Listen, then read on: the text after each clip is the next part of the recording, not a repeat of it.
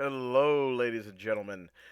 Today I have another video for you criticizing one Cameron Bertuzzi of Capturing Christianity. I think in response to one of my last videos, somebody had, I believe Cam himself had posted this video he made a few years ago about why didn't God just create everyone in heaven? And I had never actually seen this before, and then I watched it, and it was, again, so bad I felt compelled to respond.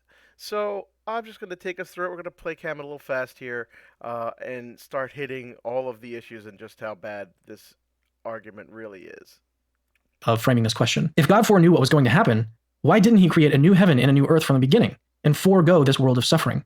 Now, before we even look at responses, we have to remember that questions are not arguments. Asking why God wouldn't do X is not an argument that Christianity is false. And don't get me wrong, I think that these are really good questions. I think that they're questions that deserve an answer. But not having an answer doesn't in any way mean that God doesn't exist. That's just not how it works. Actually, it is basically trivial to turn any question into an argument, right? So what Cam's alluding to here is the sort of skeptical theism that he says, well, look, if I don't have an answer to this, even so, I don't have to have one. I have other reasons to think God exists.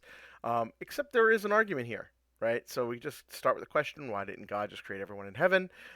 Which to then turn into the argument, if God exists, we would always have existed in heaven. We do not exist in heaven, therefore God does not exist. Which really is just a way of restating the regular problem of evil, which is if God exists, evil would not exist. Uh, Evil exists, therefore God does not exist. It's pretty trivial, and I think, like, the critical premise here is premise one in both, and I think those premises are more plausible than not, right? So I think just having a very basic answer of like, well, maybe God had to permit evil for something, for whatever reason, then that therefore we could deny P1. I think it's more reasonable than not, and we're going to go through what really Cam's doing here is he's going to give us three different reasons why he thinks God didn't create us just in heaven, and all of those are basically answers for why there is evil and suffering in the world. He's giving theodicies, right? So this isn't just a question.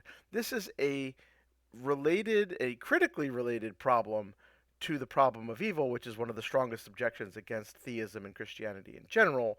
And it's particularly poignant against Christianity because Christianity is one of the many religions that posits a perfectly good and suffering less, evil less afterlife where we exist for eternity in bliss with God.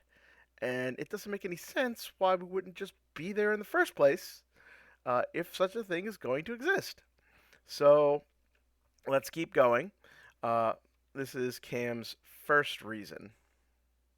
The first reason is that in general, it's just an extremely great good that people can choose to be in heaven. Now, I say in general because obviously not everyone has this chance. But in general, being able to choose to love God and enter into a relationship with him is a great good. Suppose that a scientist, like a mad scientist, came up with some kind of love serum that could make anybody you want fall in love with you. Like, it might be fun to dream or think about using this serum on somebody, but would you actually want to use it? Wouldn't forced love be less valuable than actual genuine love from someone coming to love you on their own volition? I mean, if you think about it, would a relationship based on a love serum be love at all? The answer is clearly no.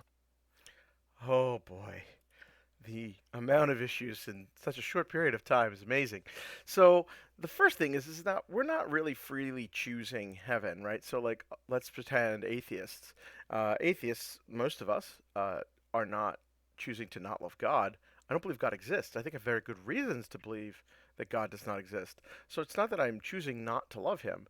In addition, there's all those other religions out there who believe that they are loving and worshiping God. They just have the different one than Cam thinks exists, and therefore will be sent to hell, right? So this is not you're not really like choosing to go in or not, right? If I had the ability, if I had known, if I had perfect knowledge that God exists, of course I would choose to love and follow him. It would be crazy not to. But I don't have that, and that's kind of what this is all about. Also, important note, Cameron has had William Lane Craig on a number of times, and he himself seems to be a fan of Molinism, but this seems to conflict with his entire thing here because God can create a world where n number of entities all freely choose to love God. Like that's a logically possible state of affairs.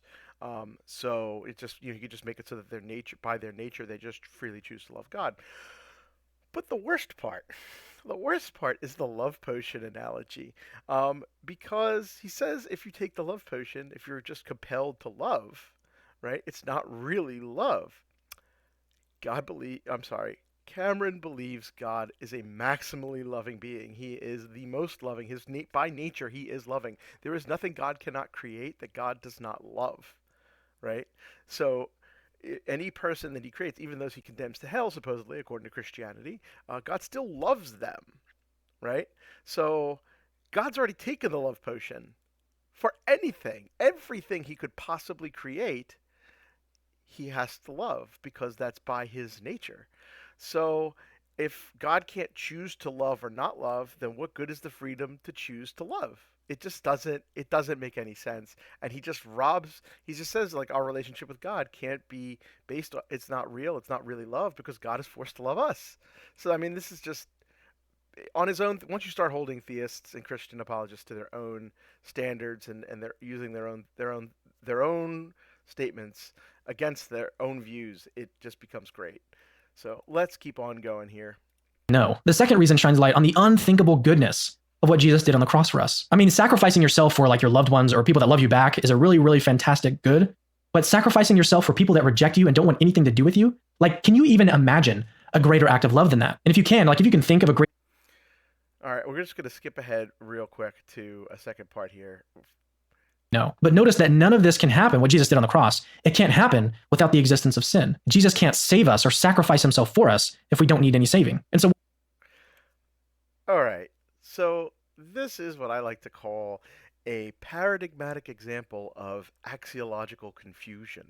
So when you just point at some instance of something and just say, that's so amazing, it's worth anything. Like imagine somebody who believes that God exists and will be condemned to hell if they go and have sex with somebody who's like so beautiful to them, right?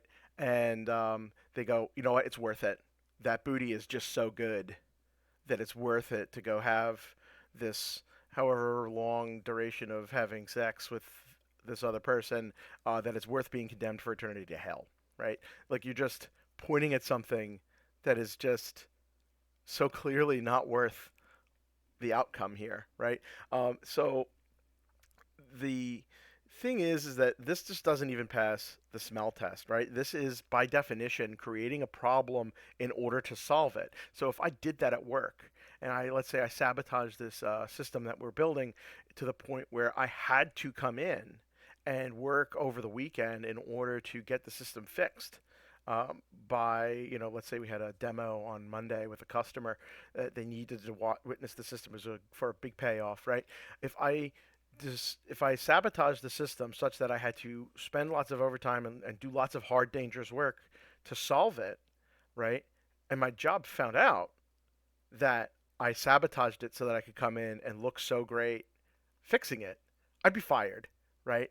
And so the the thing that he, like Cam says here, he's like, isn't it? It's so great that not only is like dying for your family, sacrificing yourself for people who love you a great good. It's an even greater good to sacrifice yourself for people who reject you and hate you, which is just amazing. So first off, on the most common view of Christianity, which includes Cameron's, last I checked, is that he believes in a hell. So the people who reject God, they don't benefit whatsoever from Jesus' sacrifice. They go to hell no matter what. So that doesn't count. The second half of his thing, it's supposed to make it even better. Second, um, it's just crazy to say that it's so good that if you were sacrificed yourself for people who love you, imagine, like, oh, I can't wait. Hopefully someone's going to mug us at gunpoint and I could jump in front and save my kids and then die in the process because think of what my kids will learn. It's amazing. That'll be the best thing ever for them. No, obviously not. Not having a situation where your father or anyone has to sacrifice themselves for you and they get to just live with you and grow with you and spend time with you in as good a situation as possible is obviously better, right, than doing that. So to say that you have to have this sacrifice because it's so good, it just doesn't even begin to pass the smell test here. So let's go to his second reason. And if you want the link to that, it's actually in the description. Oh, wait. Sorry, third reason. And there's a whole article on this. All right, so the third reason is that heaven has a lot of great goods, but so does a world with suffering. And since God wasn't forced to choose one over the other, he created a world that has both. And this immediately raises a really... Okay. So the character building, this is basically, he's like throwing out different theodicies here. So the character building theodicy is flawed because we could ask the question, what grounds the good of character growth, right? If God is supposed to be maximally good, right, he has to embody all things that are, he has to embody all of the goods, right? Not every type of the goods, not every token type of the goods, but he has to embody all of the goods, otherwise he wouldn't be maximally good, right? But God existed prior to creation of the universe in a state where there was no suffering. So there could be no suffering necessitating goods in general, but then God by definition doesn't grow, right? So it's just like, exactly why does this even begin to like justify all the suffering? What makes it so good that we have character growth? But it gets a bit more interesting because he gets into an objection that I would normally like to bring up here, and he tries to refute it and then fails spectacularly. Let's watch. questions arise. Like, what happens to children in childbirth? Right? They don't have the opportunity to build their characters. Well, it's true that children that die young aren't really given the opportunity to build their character on earth. There's no real good reason to think that character building suddenly stops in heaven. But if suffering can go on in heaven, you might think, then why not just create everyone in heaven? I mean, it seems like we're back at square one here. But this is all just way, way, way too quick. No, it's not. On Christianity, the suffering that we experience on earth will ultimately be defeated in the afterlife. So it's not a matter of God having to choose like one over the other. Evil is defeated either way. And it's also important to note that the character development that goes on in heaven is different than the type of character development that goes on earth. And it's not that one is like better than the other one. They're just different. So let's start with a very quick response. Cam says that suffering is defeated either way in Christianity, so God doesn't have to choose. Except there's a difference there. Evil isn't defeated in the heaven world. Evil never exists. It's obviously better for evil to have never existed than to have it exist and then be defeated, right? So the analogy here would be to have cancer or some other horrible, painful disease that you would go through an incredible period of suffering to become cancer-free versus just never having it in the first place. In both states, you still end up in the cancer-free state, but it's better to have never had it in the first place, especially if you could have been created such that you have the same character either way at the outcome. If the character at the end of either journey at the end of life is identical, right? It's just better to have lived the life without the cancer, right? So in such a way, it's still better to have just existed always in heaven than to have existed through this state where there's all this evil and suffering. The next thing, though, is that just talking about character growth in general, what grounds the good of character growth? Because if God can't grow by definition, then, and God is supposed to be a maximally good being, he has to embody all of the goods, then he can't, not saying he has to embody every token type of the good, but he must embody everything that is good. He could never, by definition, experience character growth. So then what makes character growth good? And so the other part that gets really interesting is he says that the the babies who die so young that they just go to heaven, maybe they go through character growth in heaven because nothing says they don't. Well, what exactly says they do, right? He's just making up a theodicy and then saying, well, it could happen in heaven. There's no reason to think so. In fact, if you look at what Cam and other apologists say about heaven and the beatific vision of just never choosing to do evil again because God is so great, right? We're made to think there's this immediate transformation as soon as you're in heaven. So there being character growth really doesn't seem to jive with that. But let's just say here, the thing that's so interesting to me is that he says that the character growth in heaven without suffering is no better or worse than the character growth with suffering entailed, right? And so the thing is, if one's not better than the other, why would you have the second one? Imagine two equally delicious meals. You can eat either one for free, but The first one, if you eat it, you just get a really great meal, and then there's a slightly different meal. But if you eat it, a baby must die a painful and horrible death. Wouldn't it be immoral to eat the meal that entailed the baby torture and death? Especially because there's this other set of goods that is just as good, or this meal that is just as good, but it doesn't entail any of that horribleness, right? You would kind of look at somebody who chose to eat both meals as horrible, right? Or let alone just the first, the one that with the baby dying.